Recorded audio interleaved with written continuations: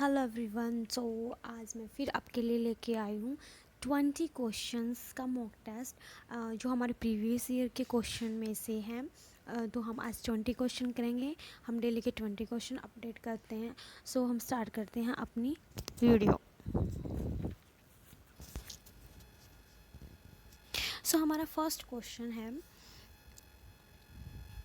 निम्नलिखित में से कौन सा कथन सही है। हमें ये बताना है कि इनमें से जो ये 4 ऑप्शन दिए हैं उनमें से कौन सा जो एक ऑप्शन है वो हमारा सही है। फर्स्ट हमारा क्या, जो सेबी होती है हमारी, उसके द्वारा विभिन्न प्रकार के नियमों और कानून जारी करने के उद्देश्य निवेशकों को मौद्रिक लाभ पहुंचाना है। सेकंड हमारा सेबी का गठन प्रतिभूति अनुबंध और अधिनियम 1956 के तहत किया गया है। एंड थर्ड है हमारा सेबी की जो स्थापना थी वो उसका एक उद्देश्य था कि निवेशकों के हितों की रक्षा करना। एंड फोर्थ है सेबी का जो गठन था वो विभिन्न स्टॉक एक्सचेंजों के निदेशकों के लिए किया गया था। सो इनमें से हमें कथन बताना है कि कौन सा सही है। सो हमारा जो ऑप्शन है वो सी बिल्कुल सही है, क्योंकि जो सेबी थी उसकी जो स्थापना की गई थी वो सिर्फ उद्देश्य उसका क्या था कि निवेशकों के हितों की रक्षा करना था। मैं आपको एक बार इसके बारे में थोड़ा सा एक्सप्लेन कर देती हूँ। क्या था कि जो हमारी security and exchange board of India है, ये हमारी सेबी की फुल फॉर्म है। हमारी सेबी की फुल फॉर्म क्या है, एस से हमारी क्या है सिक्योरिटी, और ई से हमारा क्या है एक्सचेंज, एंड बी से हमारा क्या है बोर्ड ऑफ, और क्या है आई से हमारा इंडिया। तो ये हमारी सेबी की फुल फॉर्म है, आप याद रख लीजिएगा।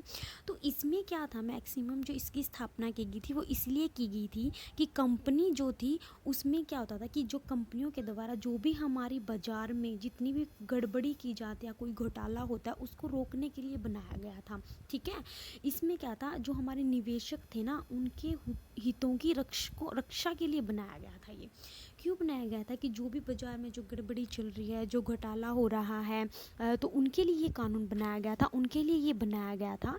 तो जो इसका सेकंड ऑप्शन है ना कि 1956 के तहत किया गया था, बिल्कुल गलत है। जो सेबी की जो स्थापना की गई थी, आई मीन जो सेबी की जो स्थापना केंद्र सरकार के द्वारा जब भी मतलब जो कानून पास किया गया था वो किया गया था हमारा 12 अप्रैल 1988 को। ठीक है, ये याद रखिएगा। तो 12 अप्रैल 1988 को सेबी की स्थापना की गई थी, ना कि 1956 को। तो ये हमारा ऑप्शन गलत है। तो ये फर्स्ट क्वेश्चन हमारा हो गया कंप्लीट। सो अब हम आते हैं हमारे सेकंड क्वेश्चन पर। हमारा सेकंड क्वेश्चन क्या है कि सूची 1 को सूची 2 से मिलाना है। तो हमारी इसमें क्या है कि प्रतिद्वंदी फर्म जो है वो क्या है, प्रौद्योगिकी फर्म क्या है। तो ये हमारे नीचे ऑप्शन दिए गए हैं, कौन कौन सा ऑप्शन हमारा सही है और कौन सा हमारा गलत है। सो हमारे ऑप्शन दिए गए प्रतिद्वंदी फर्म। जो हमारी प्रतिद्वंदी जो फर्म है वो है हमारी सामाजिक और सांस्कृतिक पर्यावरण से रिलेटेड है। ठीक है, और जो हमारी प्रौद्योगिकी जो हमारी फर्म है, जो प्रौद्योगिकी हमारी फर्म है वो हमारी आंतरिक पर्यावरण से रिलेटेड है। और जो हमारा सुधार जो गुणवत्ता है वो हमारे वैश्विक पर्यावरण से रिलेटेड है। और व्यवसाय में जो नैतिकता है वो हमारी बाहरी वातावरण है। सो हमारा फर्स्ट ऑप्शन जो हमारा राइट है। जो उसके बाद हमारा है थर्ड क्वेश्चन, संयुक्त उत्तोलक का उपयोग निम्न के बीच के संबंधों को मापने के लिए किया जाता है। जो हमारा संयुक्त उत्तोलक वाला है ये हमारा लीवरेज से लिया गया है। ये हमारे एमकॉम में भी चैप्टर है, सेकेंड ईयर में चैप्टर है, 5th चैप्टर है शायद, हाँ 5th चैप्टर है लीवरेज का, उसमें से लिया गया है क्वेश्चन। जो संयुक्त उत्तोलक का जो हमारा उपयोग होता है ये हमारे लीवरेज से आपने पढ़ा होगा। जो हमारे लीवरेज हैं वो 3 तरह के होते हैं हमारे, एक हमारा परिचालन लीवरेज होता है, एक हमारा वित्तीय लीवरेज होता है, एक हमारा संयुक्त लीवरेज होता है। जो हमारा संयुक्त लीवरेज होता है वो हमारा वित्तीय लीवरेज और जो हमारा परिचालन लीवरेज होता है उन दोनों को मिलाकर बनता है। सो हम अपने क्वेश्चन पर फोकस करते हैं। जो संयुक्त उत्तोलक है वो उसका उपयोग निम्न में से किसके बीच के बीच किन संबंधों को मापने के लिए जाता है। फर्स्ट हमारा बिक्री और EPS, and second PAT of EPS, EBIT और ईपीएस, एंड बिक्री ऑफ ईबीआईटी।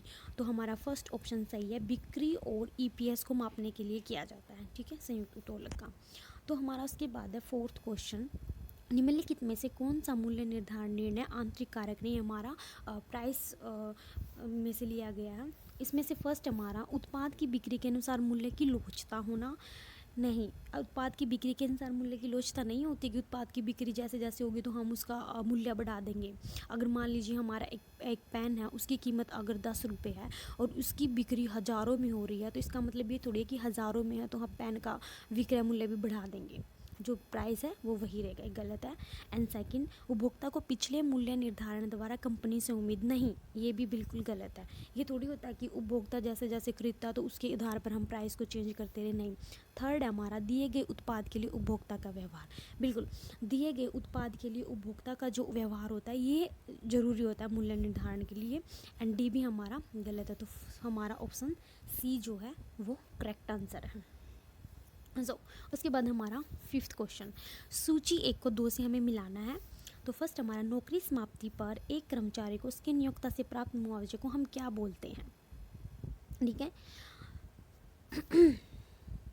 तो वेतन के बदले लाभ। एंड एक कर्मचारी की विधवा द्वारा जो प्राप्त पेंशन होती है वो क्या होती है? अन्य स्रोतों से आय होती है। विदेश में सेवाएं प्रदान करने के लिए विदेशी भत्ता क्या होता है? पूरी तरह से कर मुक्त होता है। और बाल छात्रावास भत्ता होता है, निर्दिष्ट सीमा तक छूट होती है। तो हमारा ऑप्शन बी करेक्ट है। तो ये हमारे 5 क्वेश्चन होंगे। उसके बाद हमारा 6th क्वेश्चन की तरफ बढ़ते हैं। 6th क्वेश्चन, वर्तमान में दुनिया भर में बड़ी संख्या में देशों में व्यापार करने वाली कंपनियों को क्या कहा जाता है? जो मतलब दुनिया भर में प्रसिद्ध होती है उनको क्या कहा जाता है? बहुराष्ट्रीय, वैश्विक, अंतर्राष्ट्रीय, बहुराष्ट्रीय निगम। तो फर्स्ट हमारा वैश्विक निगम कहा जाता है उसे GCS, जो दुनिया भर में करती है। 7th है, RBI द्वारा बैंकिंग लोकपाल योजना किस वर्ष में तैयार की गई थी? जो बैंकिंग जो लोकपाल योजना थी वो हमारी 1995 में लागू की गई थी। 8, यदि आवर्ती वक्र से जो से कम और से अधिक के प्रतिच्छेद बिंदु x अक्ष पर लंब खींचा जाता है तो निम्नलिखित में से किसका मान प्रदान होता है? हमारा माध्यम का होता है, ना तो बहुलक का होता है, ना समांतर का होता है, ना तृतीय का होता है, हमारा माध्यम का होता है। उसके बाद हमारा 9th क्वेश्चन, निम्नलिखित कथनों से सही या गलत होने के कोड चुनने हैं कि हमारा 1 या 2 कथन गलत है या दोनों ही सही या एक गलत है एक सही है। फर्स्ट, लक्ष्यों की प्राप्ति के लिए अपने प्रयासों का योगदान देने वाले लोगों के लिए एक पहचान योग्य समूह को संगठन कहा जाता है। सेकंड, अपने व्यापक अर्थ में संगठन किसी दिए गए पर्याप्त में मौजूद विभिन्न कारकों के लिए बीच संबंध को संदर्भित करता है। बिल्कुल हमारे दोनों ही कथन सही हैं। जब भी हमारा कोई टारगेट होता है उन प्रयासों को का योगदान देने के लिए एक पहचान होती है जिसे समूह कहा जाता है। एक समूह मिलकर किसी भी लक्ष्य को पाया जाता है, जो बिजनेस के लक्ष्य होते हैं उनको, या कोई भी हमारा टारगेट होता है। ठीक है, तो हमारे ये दोनों ही कथन हमारे सही हैं, तो हमारा बी करेक्ट आंसर है। उसके बाद है हमारा 10th क्वेश्चन, इसमें भी हमें मिलान करना है कौन सा हमारा किसके अकॉर्डिंग आता है। फर्स्ट हमारा, नौकरी का संदर्भ इस्तेमाल की गई प्रक्रिया नहीं। नौकरी का संदर्भ किससे होता है? कार्य प्रणाली से होता है। कार्य करेंगे तभी तो हमारी सैलरी होगी। नौकरी से संबंधित प्रत्यक्ष और अप्रत्यक्ष लाभ, प्रदान की गई सेवाएं, ठीक है, कार्य गतिविधियाँ, तो कॉमन सेंस की बात है। इस्तेमाल की गई प्रक्रिया, कार्य प्रदर्शन, हमारे क्या बचेगा? कार्य मानक, तो हमारा करेक्ट ए आंसर है। उसके बाद हमारा 11th क्वेश्चन, नीचे दिए गए कथन एक अभिकथन एक के रूप में दूसरे का आर के रूप में अर्जित किया गया, मतलब ये बताना है कि कौन सा किसकी स्पष्ट व्याख्या करता है, नहीं करता है। फर्स्ट, यदि वस्तु का नुकसान होता है तो सभी फर्मों के उत्पादन की अतिरिक्त अक्षमता मौजूद होती है, बिल्कुल सही है। डी, आर, उनका उत्पादन स्तर की आर्थिक अक्षमता से नीचे स्तर रहता है।